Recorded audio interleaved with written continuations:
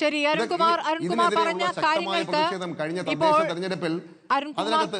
അരുൺകുമാർ പറഞ്ഞ കാര്യങ്ങൾക്കാണ് ജാഫർ ഖാൻ മറുപടി നൽകിയിരിക്കുന്നത്. കോടതിയുടെ ഉത്തരവ് പറയുന്നു. മാത്രമല്ല, കഴിഞ്ഞ 10 വർഷത്തിനിടയ്ക്ക് മുഖ്യമന്ത്രി ഇപ്പോൾ കൊറോണ കാലത്തും ഈ പറഞ്ഞ പ്രളയകാലത്തോ ഒരിക്കൽ പോലും സർക്കാർ ജീവനക്കാർക്ക് മെസ്സേജ് അയച്ചിട്ടില്ല. അദ്ദേഹത്തിന്റെ വാർത്താ സമ്മേളനങ്ങളാണ് നമ്മൾ കണ്ടിട്ടുള്ളത്. അപ്പോൾ ഈ മെസ്സേജ് അയക്കുന്നതിലേക്ക് 10ാം വർഷം അവസാനത്തെ മാസം നിൽക്കുമ്പോൾ ഇത് ചെയ്യുമ്പോൾ ഇത് തെരഞ്ഞെടുപ്പ് പ്രചാരണമാണ് എങ്കിൽ അത് നിങ്ങൾ സമ്മതിക്കണം. ഒന്നാമത്തെ കാര്യം അത്. രണ്ടാമത്തത് ഡി എ നൽകുന്നു പറയുമ്പോൾ 99 മാസത്തെ ഡി എ കുടിശ്ശികയുണ്ട് എന്നുള്ള ഒരു വിവരം കൂടി. അതായത് ഞാനൊരു ഉദാഹരണം പറയാം. 57,900 രൂപ ബേസിക് പേ ഉള്ള ഒരു വ്യക്തിക്ക് ഡി എ കുടിശ്ശികയായി വന്നിരിക്കുന്നത് 4,80,570 രൂപയാണ്. അത്രയും വലിയ നഷ്ടം ഉണ്ടായിരിക്കുന്നു. അത്രയും 4,80,570 രൂപ നഷ്ടം ഉണ്ടായിരിക്കുമ്പോഴാണ് ഡി എ കുടിശ്ശിക നൽകുന്നു എന്നുള്ള ഒരു വാദം ഇപ്പോൾ പറയും. 99 മാസത്തെ കുടിശ്ശിക നൽകുന്നില്ലല്ലോ അരുൺകുമാർ. അപ്പോൾ ഇത് തെറ്റിദ്ധരിപ്പിക്കലും ആളുകളെ പറ്റിക്കലുമായി മാറുകയാണ്. അതിനെന്താണ് അങ്ങയുടെ മറുപടി? ഇവിടെ ഈ ഡിജിറ്റലൈസേഷന്റെ ഭാഗമായി കേരളത്തിൽ വന്നുകൊണ്ടിരിക്കുന്ന മാറ്റങ്ങളെ കുറിച്ച് നിങ്ങൾ കൂടുതൽ പഠിക്കാൻ തയ്യാറാകണം എന്ന് മാത്രമേ എനിക്ക് പറയാനുള്ളൂ.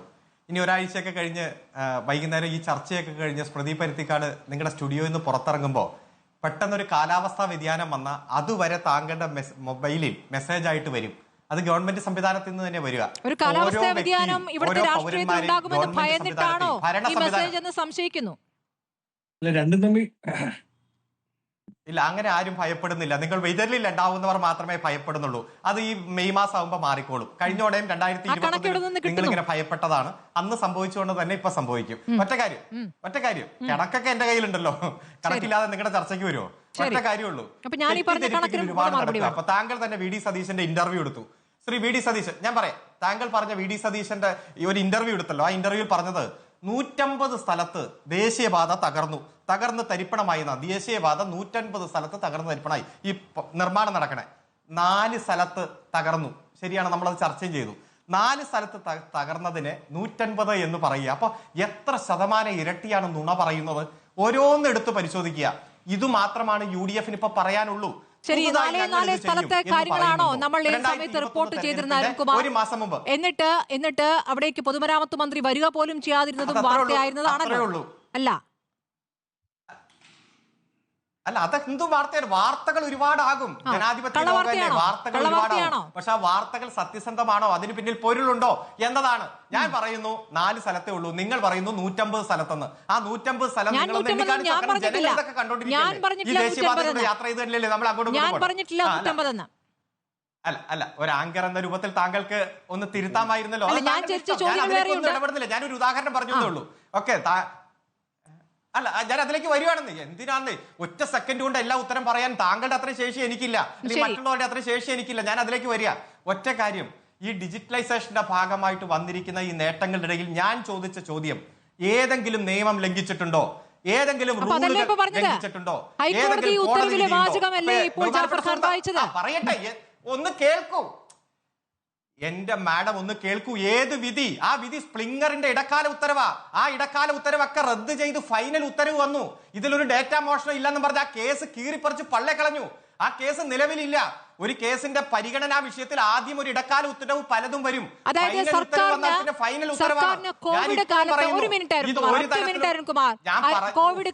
കോവിഡ് കാലത്ത് ആളുകൾ നൽകിയിരിക്കുന്ന വിവരങ്ങൾ, സംശയമാണ്. അങ്ങയുടെ സമയം തന്നെ അങ്ങ് പറയാൻ വേണ്ടിയിട്ടാണല്ലോ അങ്ങോട്ട് ചോദിക്കുന്നത്. കോവിഡ് കാലത്ത്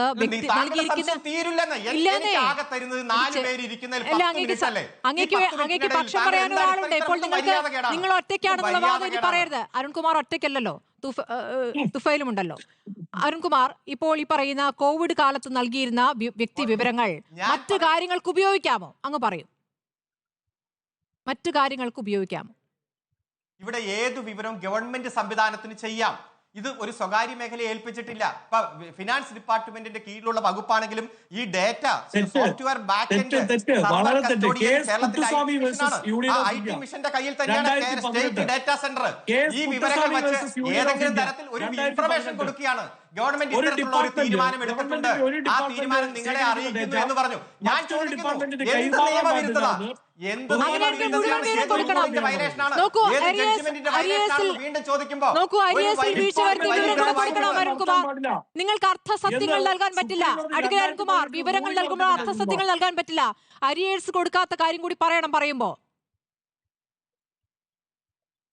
നിങ്ങൾ എന്താണ് ഈ ബജറ്റ് തീരുമാനം ഇന്നതായിരുന്നു, ആ തീരുമാനം നടപ്പാക്കി ഉത്തരവ് ഇറങ്ങിയിരിക്കുന്നു, അത് നിങ്ങളുടെ ഇൻഫർമേഷന് വേണ്ടി തരുന്നു എന്ന് പറയുമ്പോൾ അരിയേഴ്സ് വിവരം, ഏത് അരിയേഴ്സ് വിവരം?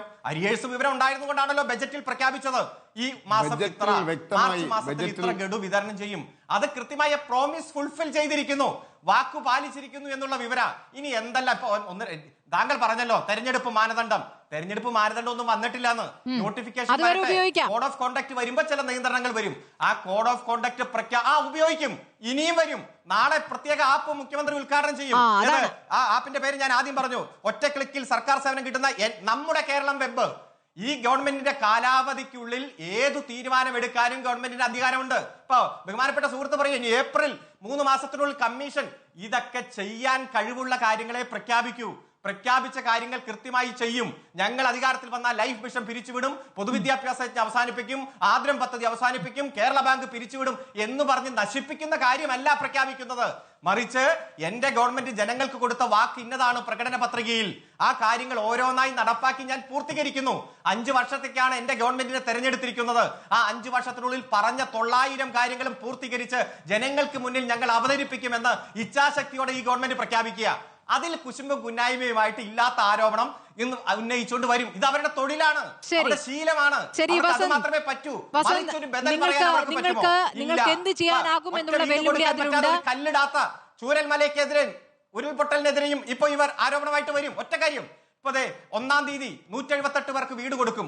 ഒറ്റ വീടിന് തറക്കല്ലിടാത്ത കോൺഗ്രസ് അതിലും കുറ്റം പറയും. കാരണം അവരെ സംബന്ധിച്ചിടത്തോളം അത്തരം പരിപാടികളോട് യോജിക്കാനല്ല. കപ്പല് പോയിട്ട് ഒരു ബോട്ട് പോലും വരില്ല.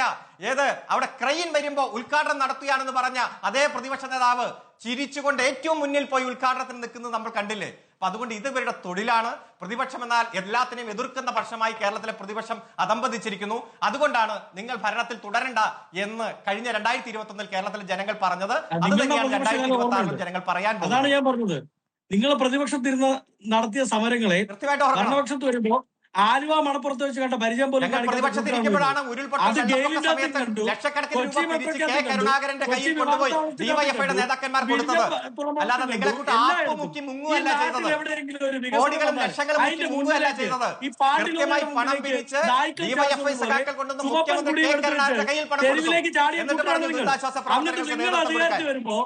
നാണവമാനം ഇല്ലാതെ അതിന്റെ പിതൃത്വം ഏറ്റെടുക്കാൻ മനസ്സിലാക്കിയാൽ മതി. അല്ലല്ല, എന്നോട് ചോദിച്ച ചോദ്യത്തിന് ഉത്തരവല്ലേ പറഞ്ഞത്?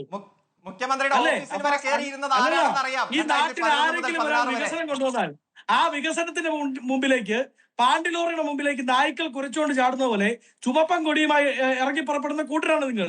ഇപ്പോൾ നിങ്ങൾ വലിയ ഡേറ്റയുടെ കഥയും ഇന്റർനെറ്റിന്റെ കഥയൊക്കെ പറഞ്ഞില്ലേ? കമ്പ്യൂട്ടറിനെതിരെ സമരം ചെയ്ത ആരായിരുന്നു? കമ്പ്യൂട്ടറിനെതിരെ സമരം ചെയ്ത ആരായിരുന്നു? കൊച്ചി മെട്രോയ്ക്കെതിരെ സമരം ചെയ്ത ആരാ?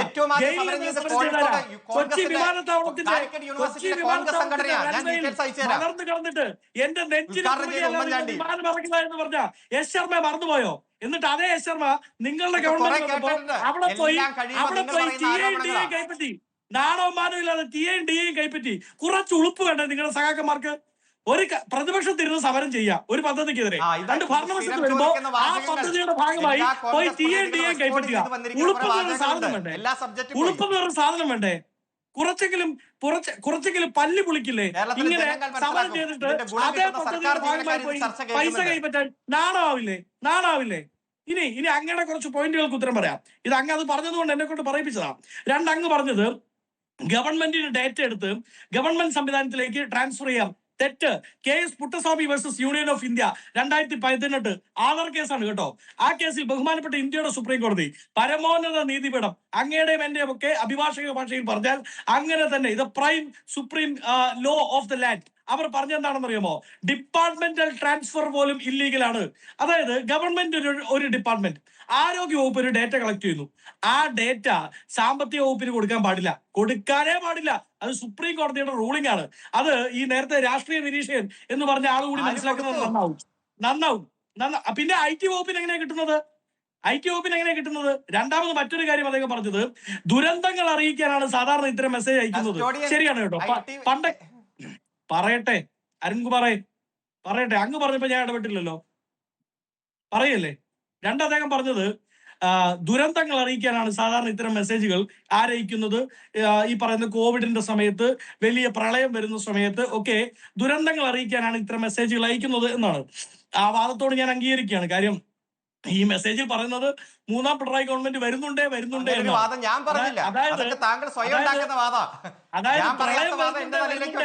എന്ന് പറഞ്ഞ് മെസ്സേജ് അയച്ചതുപോലെ മൂന്നാം പിണറായി ഗവൺമെന്റ് വരുന്നുണ്ടേ എന്ന് പറഞ്ഞാണ് മെസ്സേജ് അയച്ചത്. അതായത് അരുൺകുമാറെ, അങ്ങ് പറഞ്ഞത് സാധാരണ ദുരന്തവുമായി ഓക്കെ, അങ്ങ് അങ്ങ് പറഞ്ഞില്ല. സാധാരണഗതിയിൽ CMO അല്ലെങ്കിൽ CMO എങ്ങനെയാണ് മെസ്സേജ് അയക്കുന്നത്? ഈ പറയുന്നത് ഇതാ വലിയ കൊടുങ്കാറ്റും മഴയും വരാൻ പോകുന്നേ എന്ന കണക്കിനൊക്കെ മെസ്സേജ് വരുന്നു. അങ്ങനെയാണെന്നേ. അതുപോലെ തന്നെയാണ് ഈ മെസ്സേജിലും പറയുന്നത് ഇതാ പിണറായി ഗവൺമെന്റ് മൂന്നാമതും വരാൻ പോകുന്നതെന്നാണ്. അതായത് പഴയ മെസ്സേജുകൾ ഒരു ദുരന്തം വരുന്നത് എന്ന് പറഞ്ഞുകൊണ്ടാണെങ്കിൽ ഈ തവണയും ഇതാ മറ്റൊരു ദുരന്തം വരാൻ പോകുന്നത് എന്നാണ് മെസ്സേജ് അയക്കുന്നത്. നല്ല കാര്യമാണ്. ഇത് കാണുമ്പോഴേ പണ്ടെങ്ങനെയാണെന്ന് അറിയാമോ? ദുരന്തം വരുന്നു എന്ന് പറഞ്ഞ് നിങ്ങൾ മെസ്സേജ് അയക്കുന്നു. ഈ പ്രാവശ്യത്തെ മെസ്സേജിന്റെ പ്രത്യേകത, ഈ മെസ്സേജ് തുറന്നു നോക്കുമ്പോൾ വായിക്കുന്നവൻ പറയും അയ്യോ ദുരന്തം വരാൻ പോകുന്നേ, മൂന്നാമതും പിണറായി വരാൻ പോകുന്നേ. അതാണ് വ്യത്യാസം. ഇതിലെ ലീഗൽ ഇഷ്യൂ വളരെ ക്ലിയർ ആണ്. നോക്കൂ, നിങ്ങൾ ഈ പറഞ്ഞ ക്ഷേമ പെൻഷനെ 3ഉം 4ഉമായി തിരിക്കാം. ക്ഷേമ പെൻഷനിലെ സ്ത്രീകൾ, ക്ഷേമ പെൻഷനിലെ വിധവകൾ, അവരുടെ പ്രായം, അവർ കമ്മ്യൂണിറ്റി അടക്കമുള്ള ഡേറ്റയാണ്. നോക്കൂ, ഇന്ന് ഈ ലോകത്ത് ഏറ്റവും കൂടുതൽ വില ഉള്ളത് ഡേറ്റയ്ക്കാണ്. നേരത്തെ ഈ തുഫൈൽ പറഞ്ഞ ഒരു കാര്യത്തോട് മാത്രമാണ് എനിക്ക് താതാമ്യപ്പെടാൻ പറ്റുന്നത്. അദ്ദേഹം പറഞ്ഞത് കമ്മ്യൂണലായി പോലും ഈ ഡേറ്റ ഉപയോഗിക്കാൻ പറ്റും. ഈ ഇന്ന കമ്മ്യൂണിറ്റിയിൽപ്പെട്ട ഇത്ര ആൾക്കാർ എവിടെ താമസിക്കുന്നു എന്ന് ഈ ഡേറ്റ പഠിച്ചാൽ, വെളിയിൽ ഒരു ഡാർക്ക് വെബ് പോലുള്ള സംവിധാനത്തിലേക്ക് കിട്ടിയാൽ, ഒരു PR ഏജൻസിക്ക് കിട്ടിയാൽ, അല്ലെങ്കിൽ ഒരു വർഗീയ സംഘടനയ്ക്കോ അതുമായി ബന്ധപ്പെട്ട് നിൽക്കുന്നവർക്കോ കിട്ടിയാൽ അവർക്ക് ഇതിനെ സോർട്ട് ചെയ്യാൻ പറ്റും. എന്താ പാടുള്ളത്? അപ്പോ അതുകൊണ്ടാണ് നമ്മൾ പെഗാസസ് പോലെ വരുന്ന വിഷയങ്ങൾ വരുമ്പോ ഇതിനെതിരായി CPM പോലും ദേശീയ തലത്തിൽ സമരം ചെയ്യുന്നത്.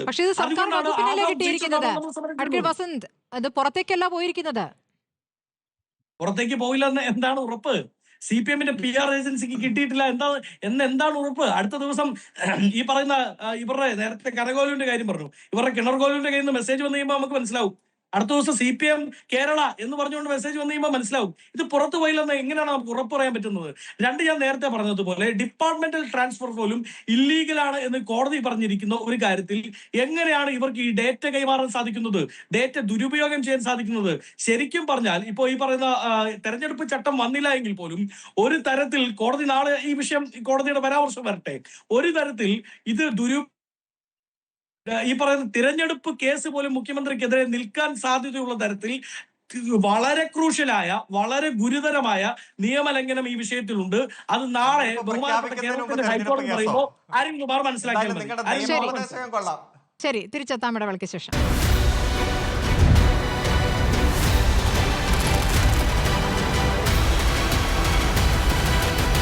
ഡിബേറ്റ് വിത്ത് സ്മൃതി പരുത്തിക്കാട്.